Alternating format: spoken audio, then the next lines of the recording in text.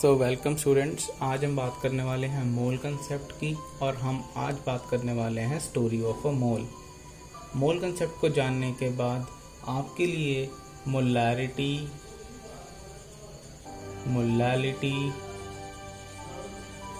Normality, कुछ ऐसी जो कंसंट्रेशन की टर्म्स हैं वो जानना बहुत ही ज़्यादा इजी हो जाएगा। तो आइए शुरू करते हैं मोल कंसेप्ट से। दोस्तों, मोल का जो नाम है वो दिया था मिस्टर विल्हम ओसवाल्ड ने, जिसका मतलब है हीप और अ पाइल। और पाइल बनता है जब आप एक चीज़ के ऊपर एक चीज़ रखते रहते हैं तो वो एक ट्रायंगल की शेप ले लेता है, तो ये एक हीप बन जाता है, जिसका जर्मन वर्ड है मोल।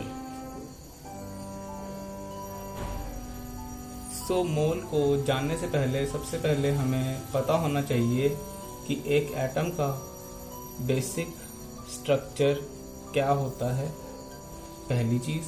दूसरी चीज़ हमें पता होनी चाहिए एटॉमिक नंबर पता होना चाहिए। और तीसरी चीज़ है एटॉमिक मास, किसी भी एलिमेंट का क्या होता है और उसे कैसे कैलकुलेट किया जाता है। तो ये सब जानने के लिए हम चलते हैं आगे। एटम का स्ट्रक्चर कुछ इस तरीके का होता है, जो कि प्रपोज किया था नील बोहर ने, जिसमें कि सेंटर में होगा न्यूक्लियस, आसपास होंगी कुछ एनर्जी शेल्स और उसके अंदर होंगे कुछ इलेक्ट्रॉन्स, जो कि हम पहले भी डिस्कस कर चुके हैं, जिसका लिंक मैं आपको नीचे डिस्क्रिप्शन में दे दूंगा। तो उससे आप जान सकते हैं कि ये क्या होता है और ये कैसे काम करता है। तो ये हो गए ऑर्बिट्स या एनर्जी शेल्स। ये हैं इलेक्ट्रॉन्स, जो कि इन एनर्जी शेल्स में रिवॉल्व करते हैं। और ये है न्यूक्लियस। तो अब जानते हैं इनकी अलग अलग प्रॉपर्टीज। तो ये है इलेक्ट्रॉन, ये है प्रोटॉन, ये है न्यूट्रॉन। इलेक्ट्रॉन होता है नेगेटिवली चार्ज, प्रोटॉन होता है पॉजिटिवली चार्ज, और जो न्यूट्रॉन होता है वो न्यूट्रल होता है। अब electrons are always equal to number of protons and this is equal to atomic number of an element. ठीक है दोस्तों, तो अब proton plus neutron is equals to atomic mass of an element. तो ये जानना बहुत ज़रूरी है कि एटॉमिक नंबर क्या है और एटॉमिक मास क्या है। Atomic number is simple number 1, 2, 3 and so on, whereas molecular mass is a quantity which has a magnitude as well as a unit, and unit of atomic mass is AMU, that is atomic mass unit। तो अब जानते हैं कि AMU क्या है। So 1 AMU, that is atomic mass unit, is equal to 1/12 of mass of 1 C12 atom। तो ये होता है 1 AMU। तो जब आप इसको कैलकुलेट करेंगे तो आप पाएंगे 6.022 into 10⁻⁻23। तो आपको वैल्यू मिलेगी 1.66 into 10⁻⁻27 kgs and that to minus 27 kgs।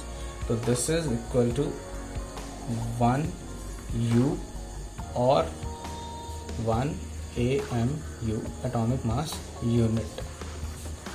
तो अब चलते हैं आगे।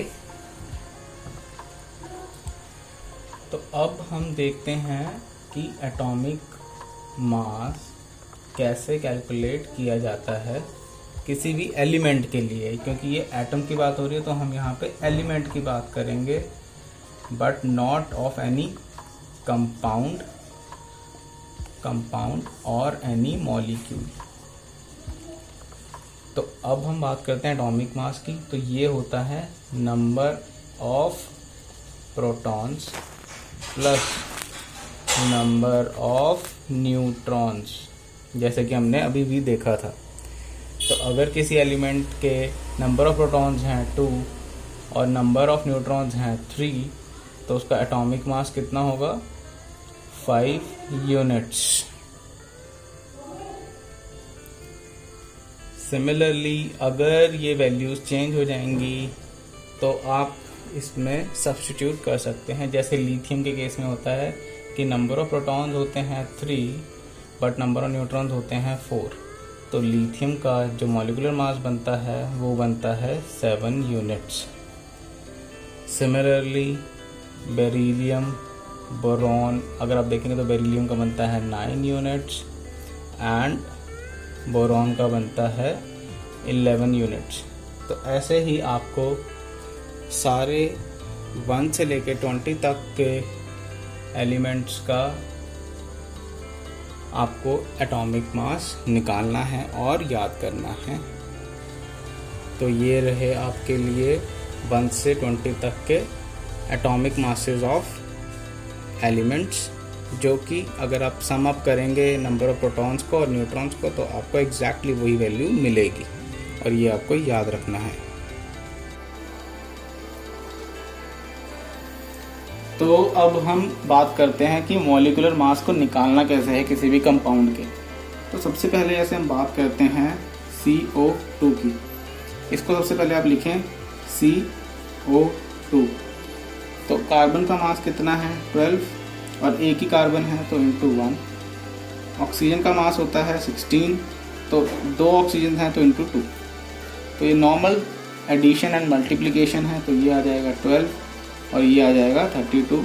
तो ये टोटल बन जाएगा 44 यूनिट्स। सिमिलरली अगर हम बात करें H2O यानी वाटर की, तो सबसे पहले हम इसमें लिखेंगे H2 और यहाँ पर O। तो हाइड्रोजन का मास है 1 इंटू 2, 16 इंटू 1। तो this is simple addition and multiplication, तो ये आएगा 18 यूनिट्स। बहुत इजी है। तो एक और एग्जांपल से हम जानते हैं, that is H2SO4। This is called as sulphuric acid. इसका मास आप ट्राई करें, उसके बाद हम इसको सॉल्व करते हैं। सो स्टूडेंट्स, आप सल्फ्यूरिक एसिड का मॉलिक्यूलर मास निकाल लें इस वीडियो को पॉज कर इसको टाइम दें, इसको ज़रूर प्रैक्टिस करें, ये आपको बहुत हेल्प करने वाला है। इस वीडियो को पॉज कर सकते हैं आप। So this is the solution of molecular mass of sulphuric acid. Hope आपका ये आंसर राइट आया हो। अगर इसमें कोई कंफ्यूजन है तो आप हमें नीचे कमेंट करके बोल सकते हैं। तो स्टूडेंट्स, आपके लिए कुछ यहाँ पे एग्जांपल्स हैं जिन्हें आप ट्राई कर सकते हैं, एंड इसके अलावा भी आप कुछ ट्राई कर सकते हैं जो भी आपके दिमाग में आए या जो भी आपको कोई मॉलिक्यूल अपनी बुक में पढ़ते हुए मिले। और अगर आपको फिर भी कोई डाउट आता है तो आप पूछ सकते हैं कि मॉलिक्यूलर मास क्या होगा किसी भी कंपाउंड का। जैसे कि एक एग्जांपल है MgOH होल ट्वाइस।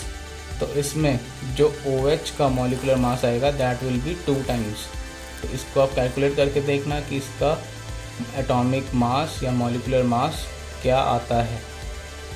तो इससे आपको क्लैरिटी होगी और मोल कंसेप्ट को सीखने में आसानी होगी।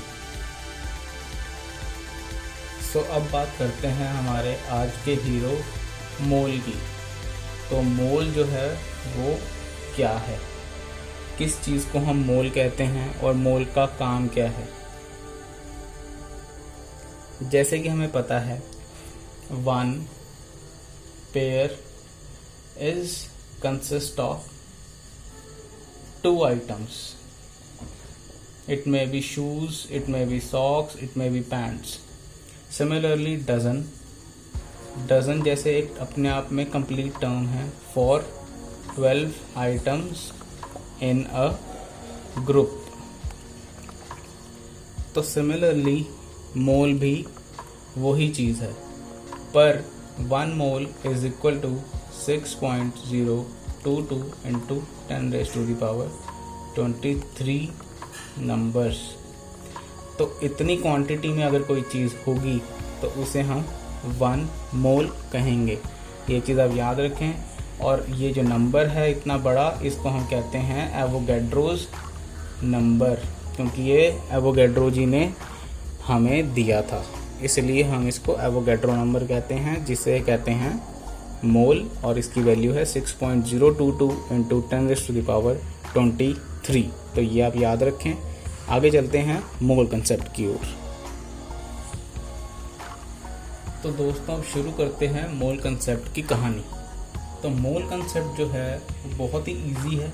इसको समझने के लिए पहले तो हमें एक मोल पता होना चाहिए कि क्या है, जो कि हमने बताया कि 1 मोल जो है वो 6.022 इंटू 10⁻23 आइटम्स के बराबर है। पर इतनी आइटम जनरली हमें देखने को मिलती नहीं है।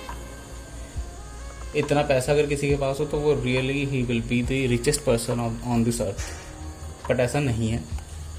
This is not for currency, but this is for micro, not even micro but nano particles, because they only exist in this much of amount, and it is not an easy task to count this number, but it is a calculated number by Shri Avogadro।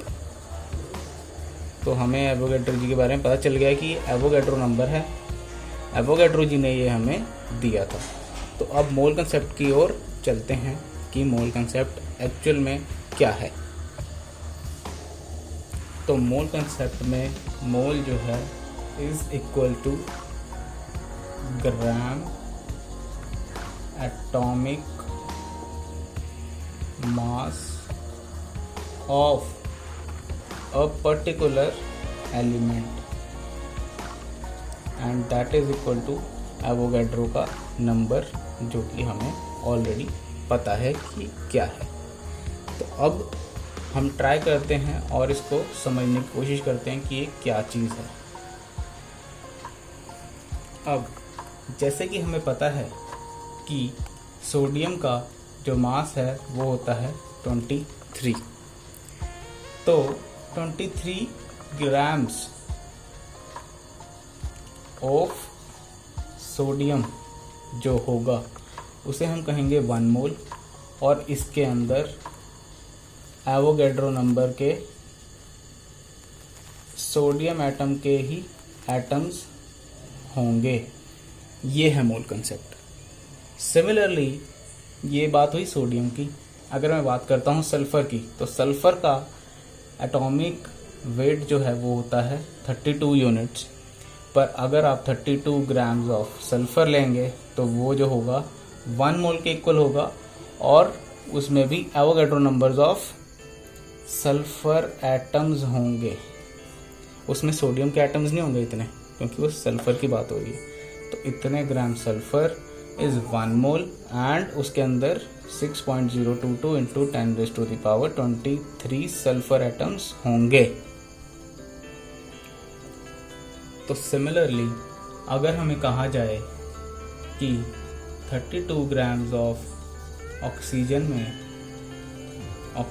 में कितने moles हैं, how many moles are there in 32 grams of oxygen, तो इसको हम कैसे solve करेंगे आइए देखते हैं। जैसा कि हमें पता है कि 16 जो है वो एटॉमिक मास है ऑक्सीजन का, तो 16 grams of oxygen is equal to 1 mole. So 32 grams, या इसको हम कह सकते हैं कि 1 gram of oxygen will have 1/16 moles। ठीक है, यहाँ तक समझ आ रहा है। उसके बाद हमसे क्या पूछा गया था कि 32 ग्राम्स में कितना है, तो 32 ग्राम्स आ जाएगा। 32 ग्राम्स ऑफ ऑक्सीजन में कितने होंगे, 1/16 इंटू 32 मोल्स, यानी कि 0.2 मोल्स। सो हम कह सकते हैं कि 32 grams of oxygen is equal to 2 moles of oxygen. Simple. वैसे ही हम आगे और ज़्यादा क्वेश्चन इस पे कर सकते हैं कि हम ग्राम्स या वेट की जगह हम नंबर ऑफ एटम्स भी बात कर सकते हैं। देखते हैं कि कैसे हैं इसके एग्जांपल्स। तो बात करते हैं कि 3.011 into 10⁻23 atoms of magnesium contains how many moles. तो स्टूडेंट्स, बहुत ही इजी क्वेश्चन है, कुछ भी नहीं करना है हमें इसमें। हमें पता है कि 1 मोल ऑफ मैग्नीशियम में कितने एटम्स हैं, 6.022 इंटू 10⁻23 एटम्स हैं। तो अब हम बात करते हैं कि इतने एटम्स कितने मोल के बराबर है। तो अब अगर हम बात करते हैं कि एक एटम कितने मोल्स के बराबर है, तो 1/6.022 इंटू 10⁻23 आ जाएगा। तो वैसे ही जब हम बात करेंगे 3.011 इंटू 10⁻23 एटम्स की, तो क्या होगा, आप इसको कैलकुलेट करेंगे तो ये कैंसिल आउट होगा and this is just the double, यानी 1/2, यानी 0.5 मोल्स के बराबर। तो बहुत इजी क्वेश्चन था। तो स्टूडेंट्स, अब बात करते हैं कि मोल कंसेप्ट जो है, how does it work with molecules. तो जैसा कि हम जानते हैं कि CO2 का जो मास हमने निकाला था वो था 44 यूनिट्स। तो अब हमें ये याद रखना है कि 1 मोल ऑफ CO2 में 44 ग्राम्स ऑफ CO2 होंगे and that will be equal to Avogadro number of CO2 atoms या molecules, they will be molecules. Similarly जैसे हमने बात की वाटर की, तो वाटर का मॉलिक्यूलर मास है 18 यूनिट्स, ये हमने निकाला था, कैलकुलेट किया था। तो सिमिलरली इसके 1 मोल में 18 ग्राम्स ऑफ वाटर होगा and that will be equal to Avogadro number of H2O molecules. और एवोगैड्रो नंबर आपको पता ही है कि ये क्या है। तो आइए अब हम जानते हैं एक एग्जाम्पल से कि कैसे ये मोल कंसेप्ट मॉलिक्यूल्स के लिए काम करता है।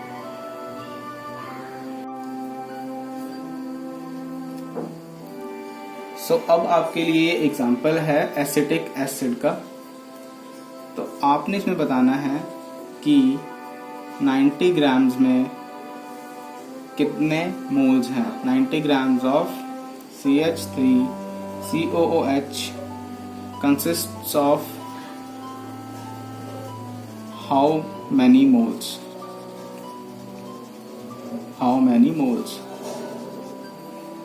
तो सबसे पहले आपको क्या करना है, इसका मॉलिक्यूलर मास निकालना है, that is equal to 60 units. Hopefully आपने पहले भी कैलकुलेट किया है। तो अब ये निकालने के बाद अब आपको इसमें यूनिटरी मेथड अप्लाई करना है, जो हमने एटम्स के केस में सीखा था। तो उसी मेथड से आप इसको सॉल्व कर सकते हैं और इसका आपने निकालना है moles and calculation for molecular mass.